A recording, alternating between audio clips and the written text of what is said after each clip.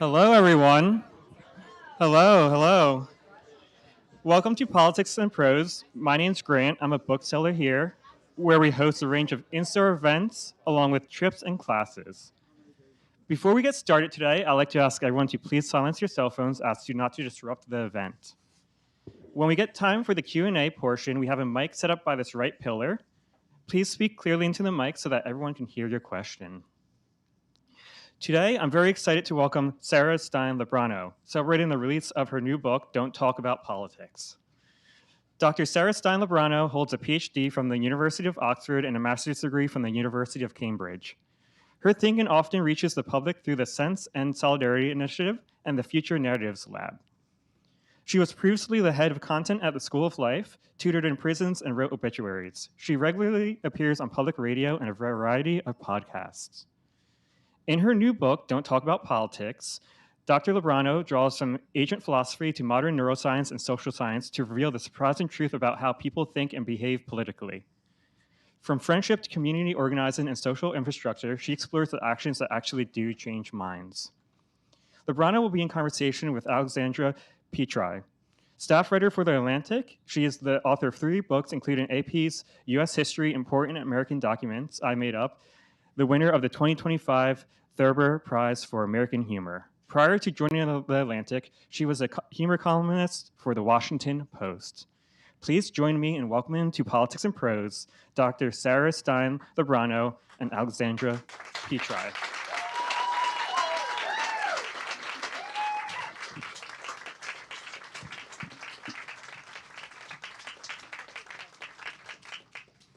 Hello. Hello. Hello, everybody. Thank you for being here. Hi, guys. Yeah, so you say don't talk about politics, so I feel like, what are we doing here? It's a great question. We're not supposed to be doing We're being this. funny, Alex, right? You're going to help me? Yeah. Okay.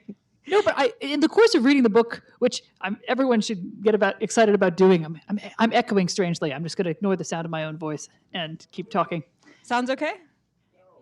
No, okay. No. Okay, we'll be... Well, yeah, don't talk about politics, but they've crossed out about politics and they just say don't talk because your microphone's doing something strange. But the fact that people are physically here and have made the effort to come to a place actually doing a thing, spoiler alert, that might be better than talking about politics because you've put yourself in a position to be like, I'm combining myself with the concepts involved. But to backtrack a little bit to the very beginning. So we have this idea of the marketplace of ideas as this grand place where you go and you say, one idea, please, not one of your weaker, smaller ideas. I want a good, lasting idea, like democracy or communism. I don't know. Wow, it's a we're already you get there. to choose. Yeah. Wow, okay. Yeah. and you make your purchase and then you take home your idea. And you're telling me maybe that's not how it actually works. Not so much, no. So I approach this through many different disciplines in this book. So many that somewhere academics are rolling around in their graves or their offices or their tenure track positions that have been currently dismantled or whatever, because it's a very interdisciplinary book. And we can talk about why the marketplace of ideas is a bad idea for many different reasons. One of them is about the data we have on whether people change their mind when they are exposed to new information, whether in the medium of a debate or merely being introduced to lots of ideas on the internet. And there is a striking amount of evidence that being exposed to new ideas does not change people's mind about political issues.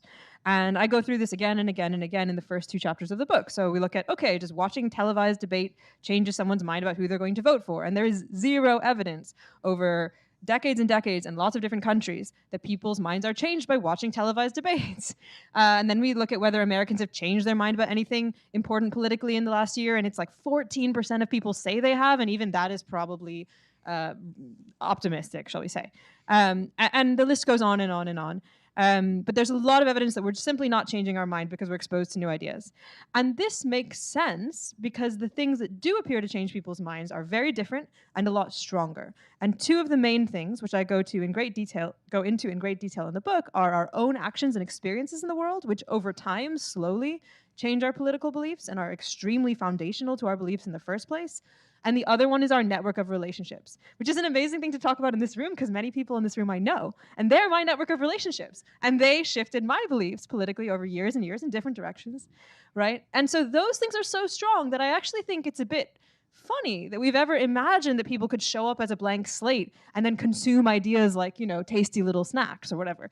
But then the last thing I want to say, just to continue the interdisciplinary rant, is that it's also, and by the way, this is specifically true about politics. So there are some ideas that we seem to change our minds on relatively well that don't have to do with our sense of ourselves, either as good people or as good agents in the world, people that have power. We're pretty good at changing our mind about how to fix the roof or what style of composting is best for blah, blah, blah. It's just that political beliefs are much more directed towards our sense of self, and that's much harder to change people's mind about. But as a last thought, on issues like this, on big political issues, should there be a welfare state, let's say, not only is that idea deeply tied to our sense of self, but in a way, really big ideas have us. Like you said communism, but let's say feminism to be slightly less controversial. Feminism is an idea that is so big that it's almost silly to say that I have feminism in my box of ideas and I can just pull it out. Sure, I can, but actually feminism has me. Feminism has changed my whole life. Feminism is the way I live, it's the way I operate, it's the way I talk to my friends, it's the way I live out in the world.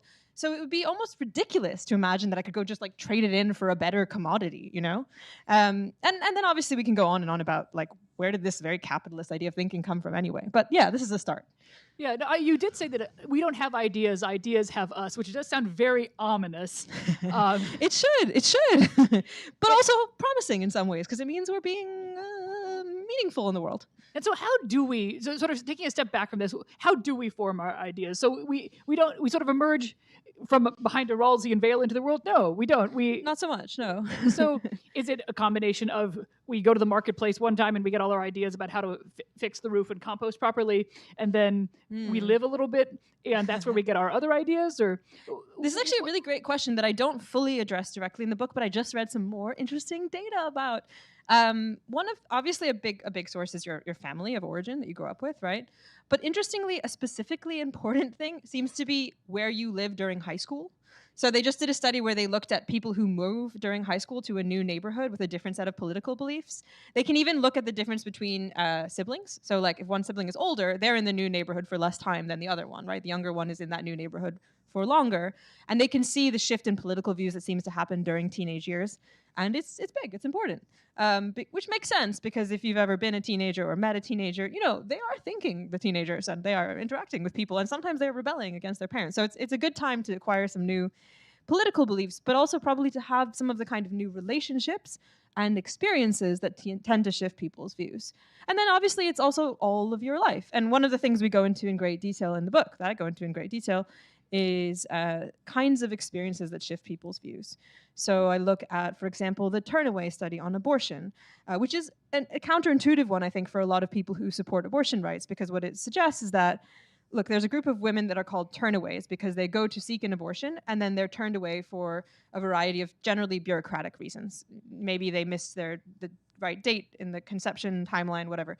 And you would expect, maybe intuitively, that a woman who's turned away for an abortion she wants would become more in favor of abortion rights. But over time, on average, she actually becomes less in favor of abortion rights, and the woman who gets the abortion she wants becomes more in favor of abortion rights.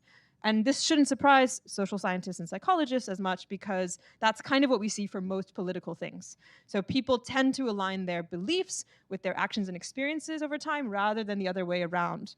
This is very counterintuitive if you imagine the marketplace of ideas way of thinking, right? Because it's I had a thought and that became a belief and then I acted in the world according to my belief. But if you look at social psychology and social science, what tends to happen is that people live a certain way and then it's kind of inconvenient if their beliefs and their actions don't align, but they can't really shift their actions that much because their actions are determined by economics and history and bad luck and good luck. And it's much harder to change your actions to line up with your beliefs, so you move your beliefs towards your actions. And that is, on average, statistically and sociologically, a lot of how people's beliefs shift over time. And so there is this is a two-pronged question. So I might ask both prongs and then be like, but let's do the first prong first. Right. Just a really efficient way of asking questions, yes. Which I'm known. But so you mentioned that actually often when you have a system, especially a system that's maybe not treating everyone correctly, sometimes the people who are suffering the most under the system wind up defending it the hardest and being like, actually, it's good that things are this way and that like bootstrap theory works. And just because I'm not succeeding in pulling myself up out of thin air doesn't mean that the idea is flawed. Yes. What's up with that? What's up with that is a great question. That's like the best question in social science, in my opinion. What's up with that? The other one is, why are we like this? Yeah, so I read a lot about cognitive dissonance theory in my research. It's because it was my PhD topic. And what's up with that is that human beings tend to favor cognitive consistency, and they tend to want to think of themselves as good people who have power in the world, or else if something went wrong, they didn't have power over the thing that went wrong. This is a very, very loose summary of cognitive dissonance theory, but it works pretty well for, a 10-minute blurb. And yeah, the thing you're referring to is often called system justification theory. And it was developed by a guy named John T. Jost, who I got to interview for this book. He's super nice. I also got great gossip on his department. Anyway, he developed this term, and what he's saying really is that he looks at kind of different demographic groups in the United States, and he notices that often the most disadvantaged or frankly oppressed groups are most likely to say the system has to work that way, and also it's good that it does, which is kind of shocking if you think about it. So for example, he even just compares like very similar groups. He'll say like black people but in the south of the United States who are a bit poorer, black people but in the north of the United States who are doing a bit better. And noticeably, the poorer or more disadvantaged groups will be more in favor of the current system, or at least they will say it's necessary. It has to be this way. There's no other way for, say, capitalism to operate. And that might seem weird to us, just as the abortion study might seem a little bit counterintuitive. But it makes sense when you look at this drive towards cognitive consistency, because in a way, the more you have to put in discomfort and frustration and pain and effort into getting by, the more you're facing sort of inconsistency, right? You're like, I'm going to work and I hate it, and I'm being screwed over by a bunch of people who are rude and or racist to me. And why am I doing this? And one of the ways that you can handle that dissonance every day is to say the system has to be this way. And I'm a white lady, so I'm going to stop talking about why Black people might think this now. I'll leave that to some other people, but I am going to, just maybe make a broader point about capitalism. Like, a lot of capitalism works this way, right? You can see this all the time when people say, I'm going to hustle and I'm going to grind and I'm going to be an entrepreneur. And this is actually a sign that, I'm working so hard. I worked like 12 hours. I mean, I feel like I've spent most of my 20s listening to people say really silly things about how much they like their oppression, And actually, I think all of us do this sometimes. I have justified all kinds of silly things to myself, like getting a PhD based on like, oh, this is a great plan. I know I'm really suffering right now, but it's totally going to be worth it in the long run. So we're all doing bits of this, right? Cognitive dissonance is just part of the human condition, but it leads us to some really weird places. Yeah, you're saying so PhDs are a cult, and yes, in many so ways. Is capitalism. No, I mean, broadly speaking, in terms of like you were mentioning, like if you have to do a weird initiation, or if you like have a bunch of people in a book club, and the first book club makes them all say embarrassing things, and the second book club doesn't, because they had to do a harder thing. I'm just now recapping a thing that you described much more eloquently, so you've got to buy the book. But the people who had to do the embarrassing thing to get to the first book club were like, well, it must have been worth it, and so they convinced themselves that it was a better book club than in fact it was. They made the women listen to like really erotic audio tracks or something really embarrassing, like in front of the researcher. And then the women were like, okay, this is weird, but yeah, I'm really excited for this book club now, right? I have questions about this researcher, but yeah. All the research is fascinating, but anyway. No, but I think going back to the whole question of like, I'm hustling and grinding, because it's that classic Steinbeck quote of, there are no poor people, they're just temporarily embarrassed millionaires. Yes. And so it's like, well, eventually, when I'm the millionaire, unembarrassed, the system will function perfectly. And until that time, I just have to hustle and grind. Right. Yeah, it's very American. Are we allowed to say that? I would say it's very extra American. But don't worry, cognitive dissonance happens everywhere. And so speaking of cognitive dissonance, the debate. So debate culture, I feel like, is everywhere because online you're supposed to have, as you say, but I also see in my experience, an opinion about everything. Otherwise, that's sort of the price of admission to all of the places where you go to see your friends on the internet. It's like, but I have to have a thought about this thing. And they're like, I don't know anything about most things, but on the internet, you're not allowed to not. That's right. Yeah, you better have the right hot take, and it better be spicy, and you're not allowed to be ambivalent because someone will jump down your throat, right? And it's organized this way just for good reasons, and not in sinister ways, right? No, I would say it's pretty bad. And the way I think about it is, okay, there are at least two things that are worth saying here. Firstly, debate is really effective, but not at changing anyone's mind. So again, there's a lot of data on this. What debate doesn't do is change the people who listen to it or even engage in its minds very much. And I even particularly enjoy the interviews with Republican and Democratic, actually, strategists that I put in the book, but especially Republicans right now, who say, I actually tell my candidates not to do the debate anymore because there's no real benefit. People's minds are not changed. And there is some risk, which is mostly, fascinatingly, that your own supporters will become disillusioned by you, right? And actually, most politicians face this. The more that they put their faces on the internet / TV, the less people like them. Liz Truss especially, but everyone to a degree. In case anyone needs a UK politics joke. So, but that cabbage was so compelling. Oh, I know, but it was her opponent really in the debate, right? No, but yeah, so the thing is, it's not effective for changing people's minds. It could actually make people go away from you. So many politicians are dodging debate, but it does benefit a very particular group of people, which is basically the platforms and the media outlets that get to do the debate. Because our brains are deeply attuned to conflict, and we will latch onto it for a significant period of time, which makes sense if you think about us as, I don't know, animals who occasionally murder each other. Like, we're pretty interested in conflict, sadly. Yeah, featherless bipeds possessing a soul who sometimes murder each other. Yeah. Our brains are like, ooh, a conflict, great. And we latch onto it for a while, and then we burn out. And I have been there many times, and perhaps you have too. So it's a very good source of entertainment. I often think about it as like gladiatorial combat for the modern age, right? I find it weird to think that people used to watch gladiators fight to death, but actually I shouldn't be surprised because we're doing the same thing now with a little bit less death on a good day. And then, so it's very good, but as entertainment. It's not good for political change. And then the second thing that is true about debate is that it kind of, it destroys the social fabric in the long run, right? So people fall out over it. We see like a shredding of the social fabric. You can see this with one of my chapters is about how increasingly alone Americans are. We talk a lot about polarization, but it's not just polarization. In fact, it's not even clear we actually disagree more than we used to. We're just more alone and more distrustful of the other side. So it's quite a destructive format in a lot of ways, right? And in many ways, that's kind of why I wanted to start the book this way. I wanted to gently take apart our intuition that this is useful and good and look at some of its costs. And so why are we alone, though? Is it because we're just all sitting there watching our debates all the time? It's one of those like $1 million sociology questions that doesn't have any single answer. There's a lot of reasons. In my view, I'm now going to give you like my like sociology rant. A couple of things have been underappreciated by sociologists. So you all might know like the name Robert Putnam. He's one of the most famous sociologists who's written about this. He uses the term social capital, which he basically uses to refer to the value of social relationships in a society. And that's not a bad analysis in that social relationships do have value. They actually have financial value, but they also have kind of like a civic value. People engage better when they have lots of social connections. They have more trust in each other. They do less crime. They help each other in a crisis. There's lots of good things about having social connection.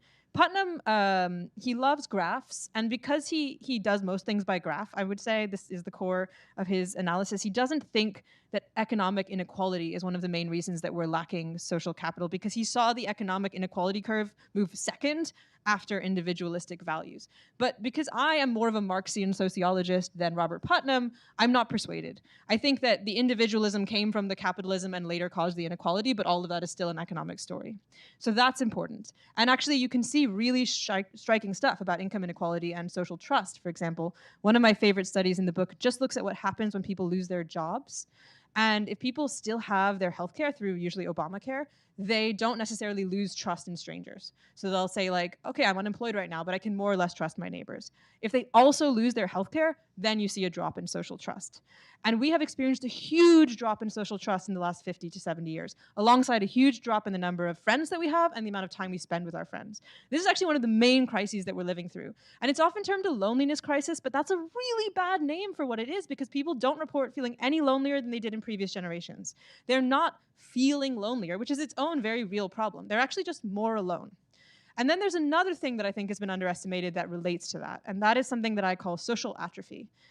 Social atrophy is actually the way the brain changes the less time we spend face-to-face with other human beings, more or less. A new study came out about this just last week that I really love, where they just look at the brains of humans that go to Antarctica for the winter and then come back.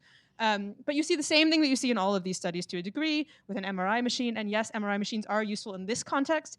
Don't trust the ones where they like show the brain lighting up. That shit's not reliable. Sorry to swear. But the ones where you just see what size and shape a brain is, that's pretty reliable. And what you see is that when people are more socially isolated, a lot of their brain shrinks, especially what's called the gray matter and the white matter, because our brains are really plastic, and when we're not using something in the brain, we slowly lose it. That bit of the brain gets purposed towards other stuff or just weakens, right?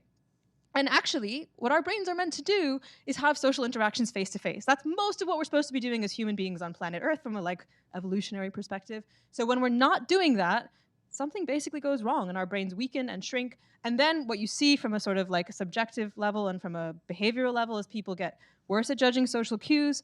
They are more exhausted by social interactions. You probably remember that from right after COVID, roughly, right? We find it like, oh, someone canceled on me, thank goodness, right? It's more and more exhausting and difficult. And that's bad enough on its own because we need our social relationships, but something else happens that makes it even worse, which is that since we're not using our brain for social interactions, we're actually using the bit of our brain that is imaginative, which sounds great, like we're gonna write a novel, but what actually happens is we ruminate on our social interactions that we're not having. And we begin to say like, oh, so-and-so didn't text me back. She must not like me. Actually, I bet the whole neighborhood is talking about me and they don't like that one thing I posted on social media and I'll never go to the gathering ever again, right? And if you've ever worried about someone not texting you back, you may already be there a little bit because we all are to some degree because again, we are seeing a massive trend towards isolation in our society. We are more alone than our parents and our grandparents. We have fewer friends and we spend less face-to-face time with them. And I think this is a huge impoverishment, right? It's like a really real problem. And it's a problem also politically because when you have somebody who is less trusting of other people and more isolated and more essentially paranoid, that person is very susceptible to everything from polarization to, violence in some ways, right? Because you now see other people as a threat in a lot of ways and you don't trust them. And so I write about that a lot as well. But the answer is many, many things. But I think those are two of the most important things, partially also because they're somewhat solvable. We could, in theory, change income inequality. We probably can't get people off their phones, to be honest. We could meet in like person more. It's going to be harder to solve some of the other things that have contributed. Yeah, so going back to, we can solve that though, you say. So that's I think that's so. exciting. Yeah, in a long-term way, right? Like in the Gramsci way, where I'm pessimism of the intellect, optimism of the will. Like we all can go do this if we truly wish to. Come on, come with me. Yeah, I think so. I mean, look, here's the thing: we are still geared towards social life. We are still designed to be happiest in community, especially in-person community, where we can with other people. It is the number one predictor of a happy human life is the number of good relationships you have with other people of any kind. Doesn't have to be romantic, to be clear.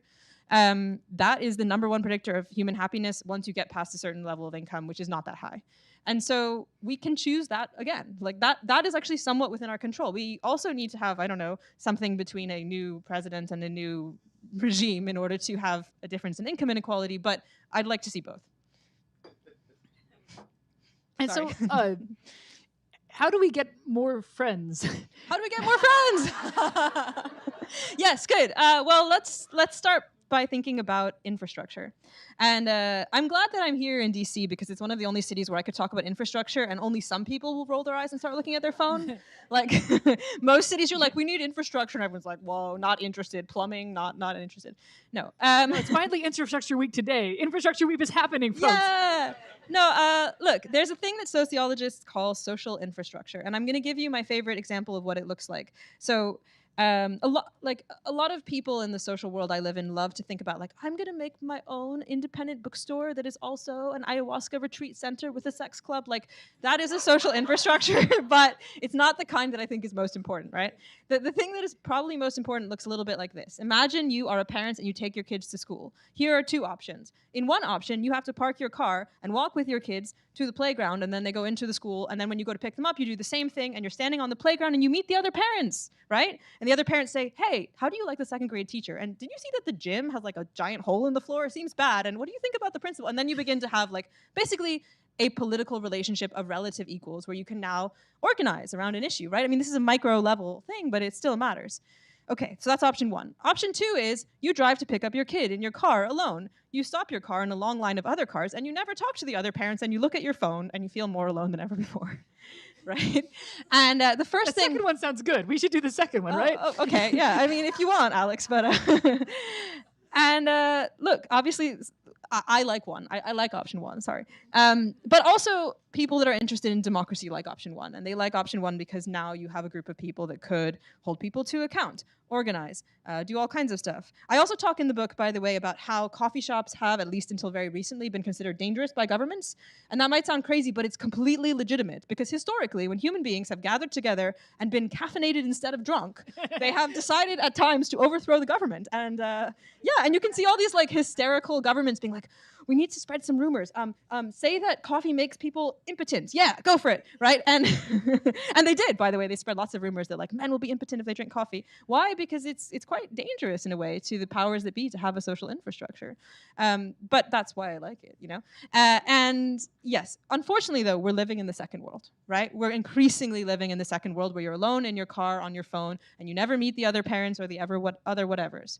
And I don't think the solution is to build more indie bookshops / sex clubs. This one's great, but you know, in general, I think that the best thing we can do is rebuild the social infrastructure that is already being destroyed. It's more efficient. It's often more respectful to the communities we're already in, who have been working really hard to keep the social infrastructure that they loved going.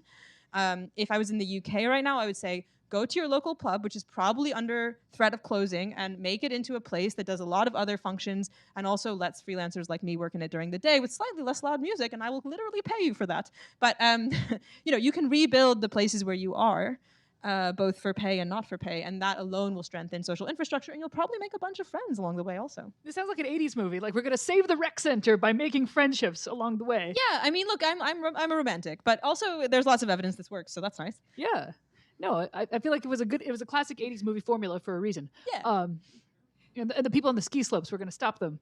Okay, great. Yeah, let's do it. I hope I'm You and describing me, an actual new movie. Great. But so going back to this, because a lot of the phenomena you describe in the book are extremely depressing making, but I don't think you end in a depressing way. You're like, this is actually something that, like, for instance, like activism, it does work, but not for the reason you think it is. It's not like, oh, like I saw like a million people with signs, and then the government says, we will change. We will not do Iraq.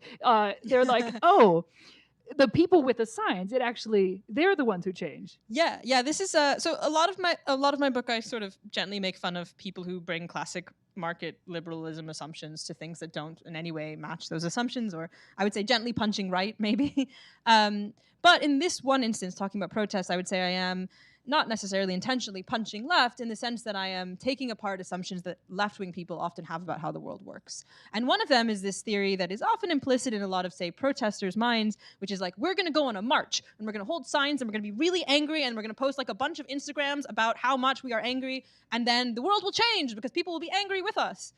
And there is a lot of data on whether protest works and in what way, and there is no evidence that it changes government opinion, and there is no evidence that it changes public opinion in the long run. The closest we've gotten in America in recent history was the Black Lives Matter movement, which worked for about 3 years to change public opinion, and then things went back to the baseline.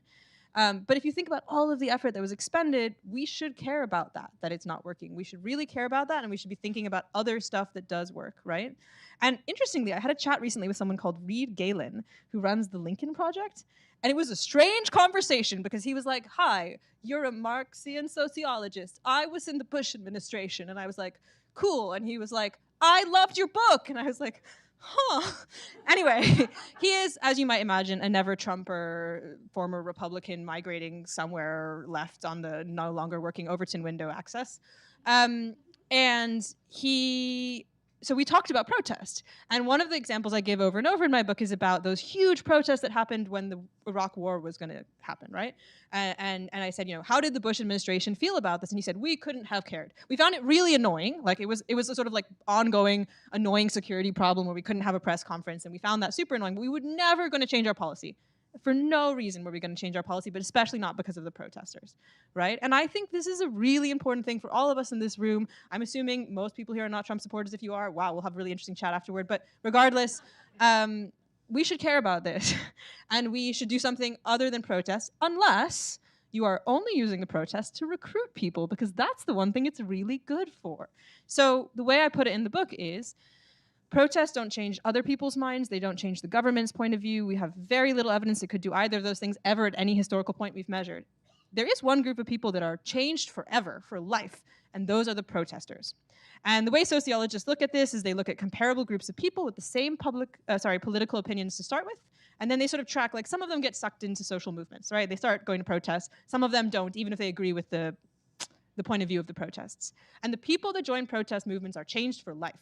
And when I list the characteristics of these people, by the way, like when I train activists, the activists start groaning because what I say is, yes, people who join protest movements get divorced more and they have fewer kids and they become slightly less religious and they go to graduate school, which is a terrible idea. And, they ruin their lives. But also, interestingly, a couple of things happen to them that are good. One of them is that they have much higher well-being and are much happier than if they hadn't joined the social movement.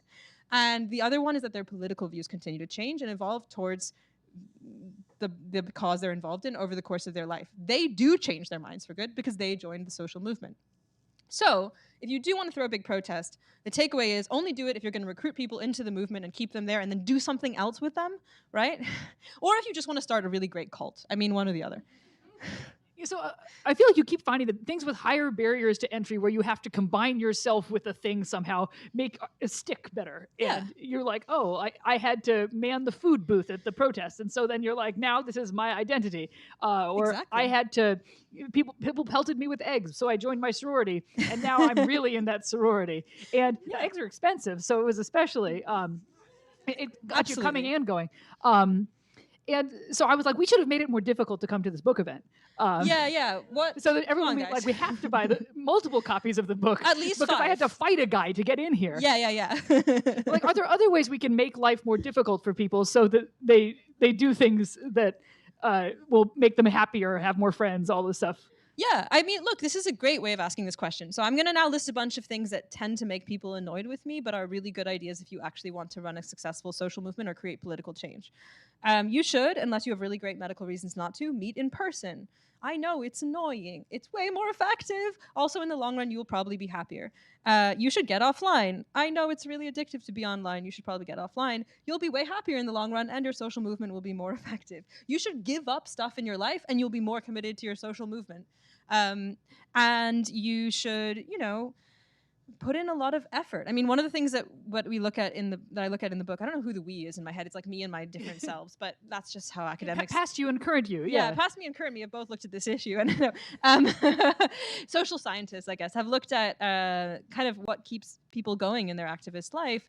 And part of it is this deep investment, right? And kind of being very gently and nicely trapped. And I can even relate to this myself. For once, we'll go anecdotal. I'll happily give you evidence if you want as well. But, I did something really silly at the beginning of COVID, which is that I put my phone number on a poster in my neighborhood for mutual aid. And now I am stuck forever. I am married for life to the London ward of Caledonian and Barnsbury, right? Because everyone has my phone number. And I don't regret that at all, because it's actually a very nice and gentle way to make me be involved in my community for the rest of my life. Again, unless I change my phone number and ghost 15,000 people, right? Literally. So that's just one example. I'm not saying you should all give your phone number to 15,000 strangers. In fact, don't do that now. But look, the point is, when there's slightly higher barrier to entry and it's a little bit harder to leave, people do actually commit a lot more to social movements. And in the long run, in the right social movement that isn't a cult, and we can talk about which things might suggest it's a cult, and yes, left-wing political movements can be cults, for the right things, that's a good thing. And one of the examples I give in the book over and over, because people are generally well disposed to this movement and interested in it, is the civil rights movement. And the barrier to be part of the civil rights movement was high, actually. It was pretty high, right? It wasn't enough to sign a petition. That wasn't it. You had to do a bunch of dangerous stuff. You were also almost certainly going to get brought into an ecosystem of businesses where you were meant to buy mostly from those businesses. You were going to show up in a lot of physical social infrastructure, whether it was church or the hair salon or whatever else, where you were constantly going to see the people that were also involved in the movement, and they were going to hold you to account. And they were going to have, notice, relationships with you where you engaged in forms of action in the world that continuously shifted your beliefs in favor of, civil rights and racial liberation, right? And one of the reasons we see weak social movements now is because people can really only be mildly invested. They can sign a petition, they can go to 1 or 2 protests, and they can go home and they can never deal with it again. So I'm a little bit in favor of hard. And I think hard equals better, not just for the world, but also ultimately for the people who are doing it. There was a really nifty note in your section on civil rights where you're like, they planned everything down to what fillings the sandwiches would have. Yeah, there was a debate about mayonnaise. And the reason I think that's interesting isn't about mayonnaise, which is a very contentious topic, I find. It's because that's the level of engagement that you want the people in your movement to be part of. Like they're making the sandwiches for the other marchers, right? And then at some point they said, okay, no mayonnaise, it's going to cause food poisoning. Food poisoning is not a vibe for the I Have a Dream speech. But that's the level of engagement that you need. And also I think it's the level, it's the model of a different kind of political thinker that is more accurate. I think our model is currently like someone who's really smart thinks alone in his room by himself with his books and without any friends about an idea for a long time. And notice he's a he probably, and this is the liberal model of rationality. Forget it. Right? Ideas have you. Who is the best political thinker? It's probably a bunch of ladies, mostly black ladies, sitting in line making sandwiches for a protest that they organized for 24 months. Those people are doing democracy. That's democracy. And that's also a certain kind of rationality that we all have to cultivate, even though it doesn't look anything like our university educations, especially right now. I feel like that's a very good note to move to questions on. So I would love to, if folks have questions, there's, I believe, a microphone. Yes. Hello. And if you would come to the microphone with your question so we can all hear you, and those who are watching on the internet where they shouldn't be, they should be here, can Hi, hear Internet. you. I was born in the 1940s. I'm old enough to be your grandmother. Great. There was one movement that did work and changed things, and that was the opposition to the Vietnam War. If it hadn't been for that, we would still be in Vietnam, just like we were in Afghanistan. And the thing that did that was the draft. Interesting. That changed. If watch something called the mob or the Mob and the Maniac, Nixon and the Mob. I'll have a look. Thank you. Yeah. I mean, I think it's worth pointing out that the draft is actually an example of a different thing, right? Of course, there were many protests and the protesters are to be admired, but it's also an instance where people actually had their own actions and experiences on the line. And I wonder if that wasn't immensely powerful in its own right. Well, they were, I mean, I went to a law school that was all men. And they were going to, it was 1969, and we had 500,000 men in Vietnam. And if you went to Vietnam, you took a chance on being killed or maimed or traumatized. So it was, and if you objected, you might go to jail. It was not just being at a protest march. Yeah, exactly. But that's not what I got up to say. Oh, okay. Okay? Please. I'm a widow, an elderly widow with no children. And talk about loneliness, we are invisible. My social group, my husband, I met him at law school, was an off-the-wall extrovert. And I'm a sort of an introvert. And once he died, after a year, that was it. Because our social group were couples. Yeah. And now I'm expected to find whatever comfort I can or whatever comradeship I can in other groups of widows, most of whom have children and grandchildren, but we didn't. And when I was growing up in the 50s, there were communities. Everybody went to public school. Women were at home, and that made for a community. Workplaces were smaller, and the management was local. And now women work, children are in childcare, and once you come home from work, you're exhausted. That's why people are lonely. It isn't just the internet. I don't even know how to do social interaction, the stuff they do on your phones. I don't use my phone. Yeah. Except to say I'm late or I'm lost.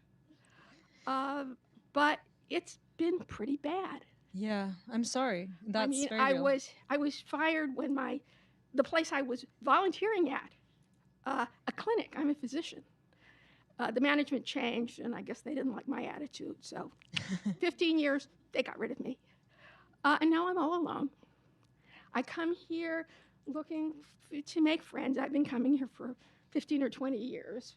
There are lots of people who recognize me here, but no real friends.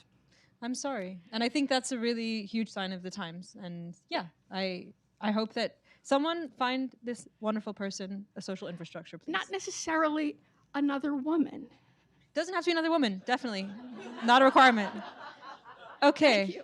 Great. Hello. Hi, I have a question. Great. So when you're talking about debates not changing people's minds, I find that really interesting, and I'm still pondering it. And I've heard you say this before. Yeah. I was wondering what you thought about the Lincoln Project strategy of doing these ads that are really, they say it's targeted for an audience of one. They do these. Have you seen their ads? I have not seen their ads, but I was just talking to the founder, so I should have, huh? That's why I thought you might know. So Yeah, they yeah. do these ads that really are trying to get under the skin of their target audience of one, which is the current president of the United States. So they just came out with an interesting one targeted about Elon Musk. Oh, so So- it's just goading literally Donald Trump. Exactly. Fascinating. But people talk about these, or at least I thought we did. Yeah. Maybe Well, it's we okay. don't. I'm from another country at this point anyway. So don't worry. What do I think about goading Donald Trump? Well, what do you think about a targeted ad that, like, well, if you don't know so since it's targeted for one person, but it causes conversation, Yeah. is that? I mean, look, mind change, yeah. if it's just to get Donald Trump to do something nuts, I can't really opine either way on whether it's going to succeed, especially because I think he's definitely going to do something nuts, you know? I don't think it's an example of debate. It doesn't really fit the format of debate. But I guess one of the things I'm trying to think about in this book, and I know this will seem like it's not answering your question, and I'm sorry about that, but is that I think we have to get outside of the paradigm of discourse. And I mean we in this room, also like we, people who like, I don't know, civil rights in America. I'm not persuaded that the thing that we need is more talking. I really am not. I mean, despite the fact that the book title is sort of a joke. And what I mean by that is that I'm much more interested in the kind of work that we could better call organizing than discourse. And organizing is different because it involves doing stuff and building relationships, you know? And I have lots of arguments and evidence in the book for why that would be more effective in the long run. But another way of thinking about it is it's a longer form way of thinking, right? It's thinking, I don't want to just be here for now while this issue is, you know, on fire. I'm going to be here for life. I'm going to be with you for life. And that's how I feel about, for example, my community in London. Like, I'm in it for life. I'm not going anywhere. I'm building a relationship with you. It's, of course, not the same kind of relationship as my closest friends, but I'm accountable to these people. They're accountable to me. And that, in the long run, is, by all the evidence I can find, far more effective. Now, we cannot, unfortunately, organize Donald Trump, I don't think. And that's genuinely unfortunate. But yeah, I don't know. There are different ways of framing things that sometimes make people shift on this or that issue. But this is the reason why I'm mostly not interested in framing things anymore. Because I think it tends to be a kind of short-term way of thinking about an issue where we actually need to embed ourselves for good. Okay, thank you. And also, don't forget your home community. I'll try. While you're in I'll be here. Don't worry. I'm not going anywhere. Hello. So I'd like to pick again at the discourse scab, Sure. which I probably, like a lot of people in this room, feel strongly about. And Yeah. You may have convinced me in some sense intellectually, but that's another question. Yeah, it's harder so this way. Another piece of this is hypocrisy. It's very easy, at least for me, to think a lot about how other people are hypocritical and to generate criticism and more discourse off of that hypocrisy. Can you sort of put that into your framework and help us understand that a little bit Sure, better? yeah. I mean, look, a lot of hypocrisy hits at all the same buttons as cognitive dissonance theory, right? It's not exactly the same thing. I can give you examples. We won't do this right now because that would make us be like in a psychology lecture hall, but there are examples of cognitive dissonance theory that don't involve hypocrisy. But some examples are a profound overlap, right? Where we are mad because we notice actions do not align with statement of belief. Dissonance. And I think you're absolutely right that as a result, a lot of the discourse that seems really powerful is a kind of outrage at hypocrisy. I mean, even if you think about like the Epstein files, right? That's a great case of where actually people's cognitive dissonance is so strong that for once, Trump's own supporters are mad, right? And we didn't even get into this bit of cognitive dissonance theory, which maybe is just as well because it's quite nerdy, but there are two main ways people deal with their dissonance. One of them is rationalization, where you find reasons to keep believing what you already believe that aren't the real reasons you believe that thing. The classic case that isn't political is like smokers who will be like, I smoke because it makes me lose weight, which is healthy, so actually smoking is healthy, right? Okay, that's not why you're smoking. You're not smoking as a weight loss program. It's just a rationalization. But politically, we do this all the time. And I think the reason that hasn't worked very well with the Epstein files is it's just unbelievably hard to rationalize pedophilia, right? It's actually pretty easy to rationalize like fire all the federal workers compared to rationalizing pedophilia. And then the other thing people do with dissonance is they do confirmation bias, where they will only take in and accept as valid information that already confirms what they believe. And that's really hard in this case because the information is coming from the people they previously trusted, like Donald Trump himself and his, 17,000 lackeys or whatever. So I guess to bring this back to hypocrisy, I think you're right to say, look, hypocrisy really gets people riled up. It makes for great entertainment. It makes you and me probably want to talk for 3 hours over a coffee about how outrageous the world we're living in is. It's very good for spinning reels that get, thousands of likes. I know that seems modern to some people in this room, but that's where actually now people consume most of their news in the UK, apparently. It's very good for that. It's not very good for changing minds, except in these rare instances where kind of hypocrisy and cognitive dissonance converge in this semi-unholy but useful way. But I guess, for the most part, we don't see minds being changed by hypocrisy because mostly people find ways to rationalize it away or engage in confirmation bias. That's the first pass I would have at it anyway. Right. So QED, hypocrisy is discourse, and it really doesn't help. I think only very specific instances of hypocrisy where people no longer feel like they can trust their usual sources seem to have an effect, and that's incredibly rare. I mean, think about how much people have tried to say, look, Donald Trump, hypocrite, Donald Trump, sleep with porn star, Donald Trump, blah, blah, blah. And none of that mattered. In the book, I talk about what happened after he was convicted as a felon, right? And you just see all of these Trump supporters who previously said felons should not be president. Immediately, 40% of them say, actually, it's fine. So they do the other move. They rationalize away. They forget they even had a different opinion in the first place. Most of the time, we're cognitively good enough at rationalization and confirmation bias that we, human beings, aren't persuaded by hypocrisy in people that we are already in favor of. Sometimes, maybe with the Epstein files, we see a shift. But, I mean, look, history will tell, right? Yeah. Thank you. Of course. Hello. Hi.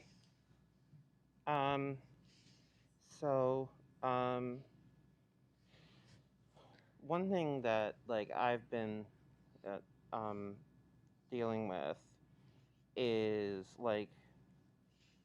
I've been trying to put in a lot of work to become someone who is valuable to movements and stuff like that, who can be called on for various things, not necessarily protests and stuff like that, because I have chronic anxiety and I freeze, so which makes me incredibly unhelpful. But just being someone who can contribute, right? And sometimes it feels like people don't think of me when they want to bring in someone. I've been putting in the work, but how do I become someone that people are like, oh, how do you build those relationships so that people do call on you as part of the organizing? Yeah, that's a great question. Now we're in organizing chat, and I love that. I mean, now I'm gonna leave my data behind to a degree, just for a minute, and I will tell you a secret that maybe some people in this room already know about me, which is I am hugely extroverted in some ways, and I'm very intentional in the relationships I build. But some of that is because of Google Calendar, and I don't mean that lightly. What I mean by that is a lot of the most important things that I make myself do every day are literally in my calendar, and I just do them every day. And you can do exactly the same thing. I know this sounds really basic, but for me, this is what worked. So you can do exactly the same thing with human relationships. When I feel like I'm going to be nice to my mom, it's also true. When I feel like I should be investing in my relationship with my mom, I just put mom every day for 1 month. Every day, 15 minutes, this time. Or, sometimes you'll say check in with friend and put friend's name. Okay, so that's social relationships in general, right? I think artificial is fine. Artificial is fine. What, everything is supposed to be totally authentic? Yeah, Are you kidding? Ida Garten says, if you don't have homemade, artificial Google Calendar is fine. Artificial remembering to do a friendship is fine. So then when we get to organizing, I actually, as an organizer, I would say someone who shows up consistently is so much more valuable to me than someone who doesn't have anxiety. First of all, anxiety, understandable. Secondly, that's really valuable. As somebody who does mutual aid organizing, someone who just checks in with me once a week and is like, hey, do you definitely have a person to do that food delivery for the food bank? That person is my favorite person as an organizer. And it obviously depends on what movements you're in, but I would probably go home and whatever organizational system you use, I'd just put a bunch of check-ins with the other people in the movement, and they will probably, unless they're real dickheads or idiots, come to value you pretty quickly. Sorry for all the swearing. That's just how I am as a person. But yeah, that's what I would do. I don't think we have to be extroverts. I think we have to be devoted and consistent and find people with our values and do the work. And I bet you will. Thanks. Hello. Hi. Just a couple of things. I haven't read your book yet. I look forward to doing that. Cool. Obama started as an organizer in Chicago. Yeah, he did. He hung out with Putnam, actually. Good. And cults. You mentioned cults. Can you talk a little bit about cults, left and right? Sure, yeah. Love to talk about cults. So first of all, just pointing out, dissonance theory was actually developed from studies on a cult that began in the 1950s. It was a cult that believed aliens were going to come and end the world. As you may know, the world didn't end in 1954, so they were wrong. And then when they were wrong about that, the researchers started tracking what the different movement members did in response to realizing that that belief system was wrong, and all their clever rationalizations and confirmation bias tactics for dealing with that dissonance. So cults are very important because, to be honest, cults are always using the same bits of human psychology as political movements, but they're much worse. And I actually have a piece on my Substack, which, I'll make a plug for that for 1 second. But yeah, which just talks about, like, what should I do then? If I'm going to stop talking about politics and debating random people at the dinner table and do something else, what should I do? And I talk about all the things that are good starting points. And then I say, and also don't get sucked into a cult, because there are cults, including on the left, the broad left, right? There are, and here are the things I would look for to watch out for in cults, because I think it's okay for a movement to have demands on you. If the demand is like you're coming to the meeting once a week and you're doing a bunch of effort, that's fine. But what you don't want is a movement that's asking for a lot of your money, especially in a way that actually harms you financially. And you don't want anything going on where people are forcing you to have sex with anyone. Don't be doing that. And if there's like a multi-level marketing scheme thing attached to it, don't be doing that. This is increasingly a thing, by the way. I'm also struck by it on the right. I was recently learning about Andrew Tate and his like multi-level marketing Instagram scheme. It's scary. So I would say all three of those things to me are the things I look for. And I really do talk to people about them because I'm very pro getting involved in high commitment movements. That doesn't necessarily make things a cult. But if they're taking huge amounts of your money, especially more over time, or trying to get you to do a sexual thing, just find a different group. You'll be better off. So yeah, that's the short version. But the long version has to do with the fact that they use many of the same mechanisms, but in more harmful ways that we should be using anyway for political organizing. Hello. Hi. So I do a lot in progressive organizing, and I wanted to kind of ask your opinion about how much phone banking and door knocking is actually doing.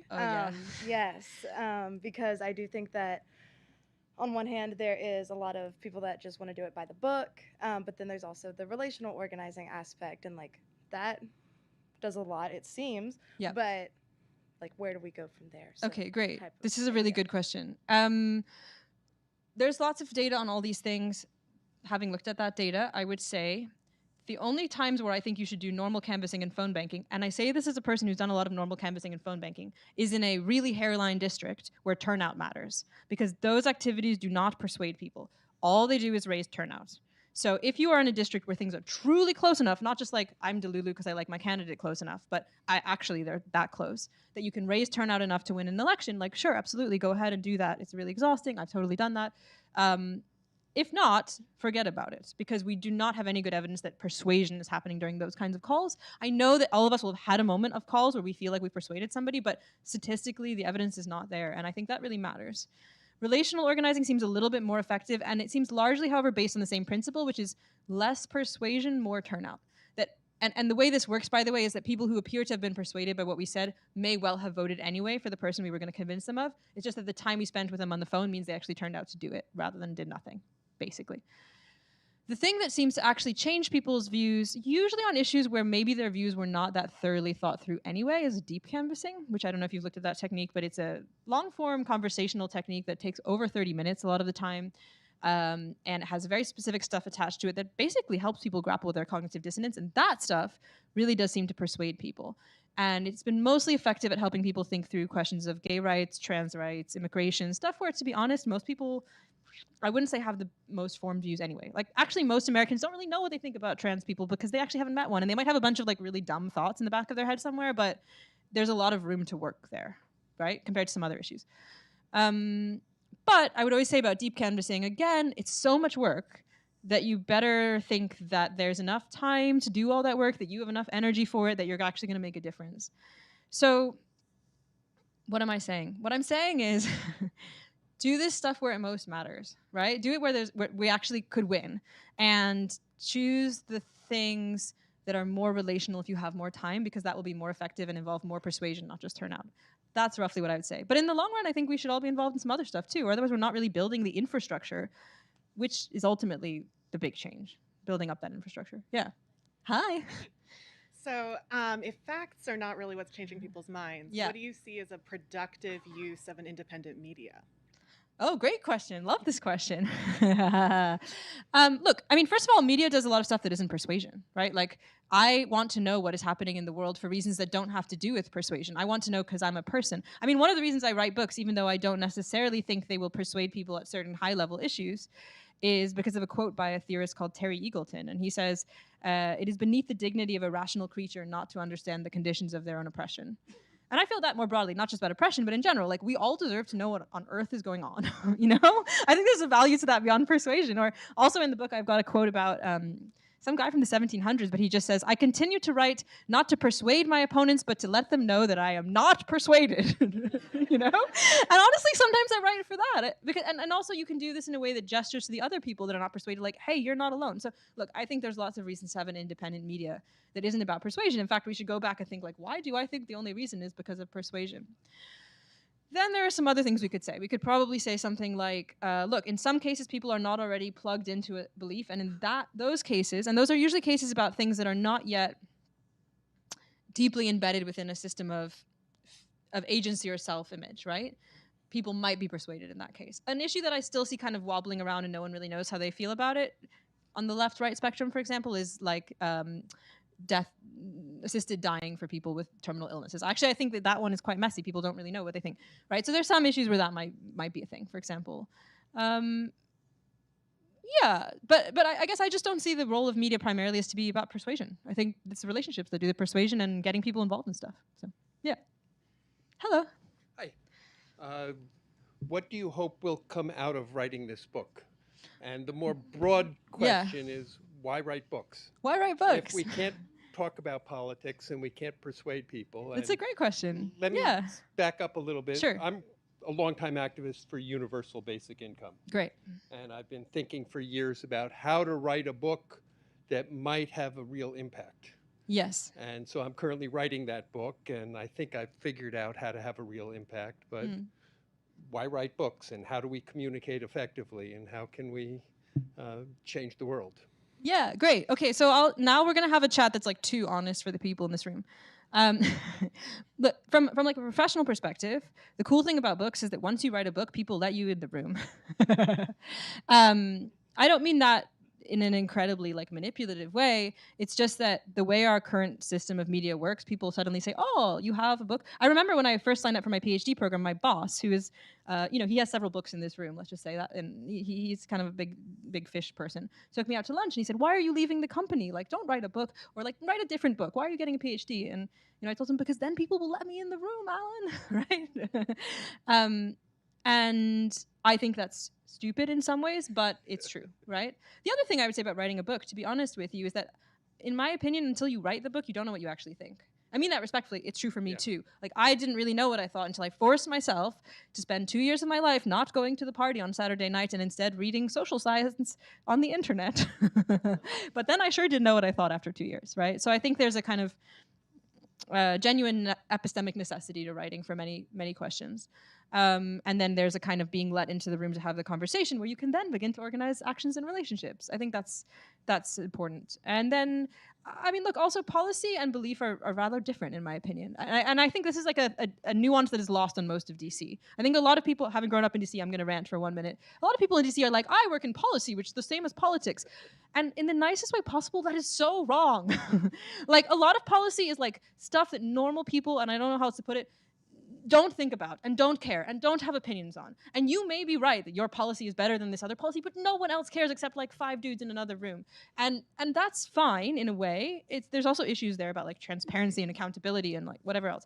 But I would say when I write about how you can't change people's minds, I am talking to a significant degree about broad level political issues that people are already deeply embedded in and stake their identity around. And you may well, for example, change someone's mind about whether UBI is better than universal basic services, for example, or whatever.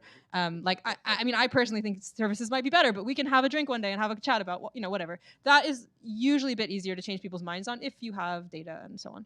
So yeah, those are 3 reasons to write a book. Also, I really like writing books. I think it's like one of the coolest things you get to do as a person. So I don't know.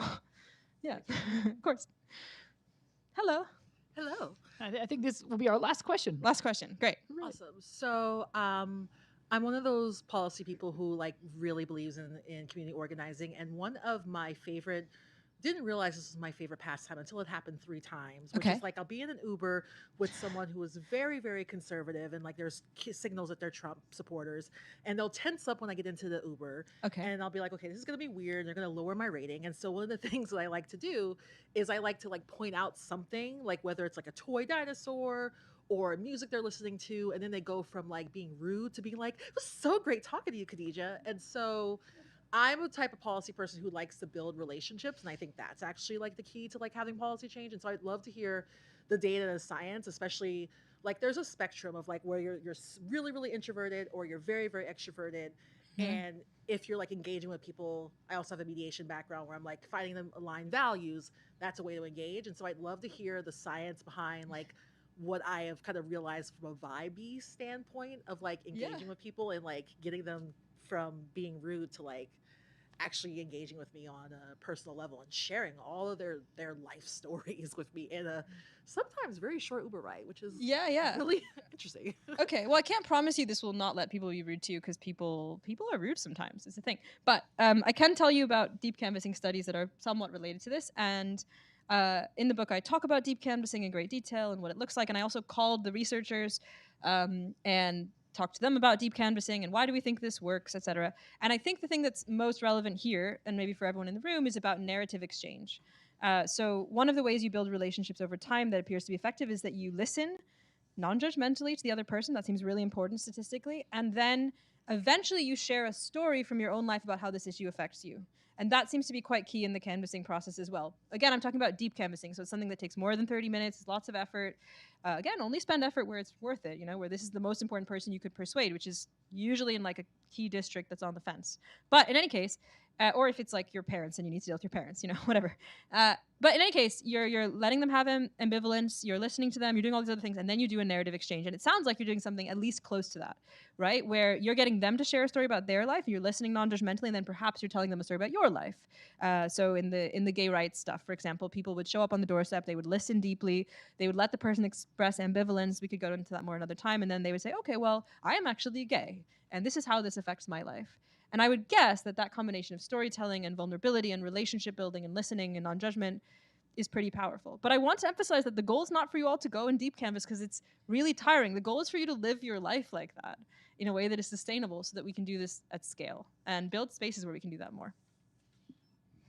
Well, thank you everyone for coming out physically to a place. Yes, thank you. Give it up.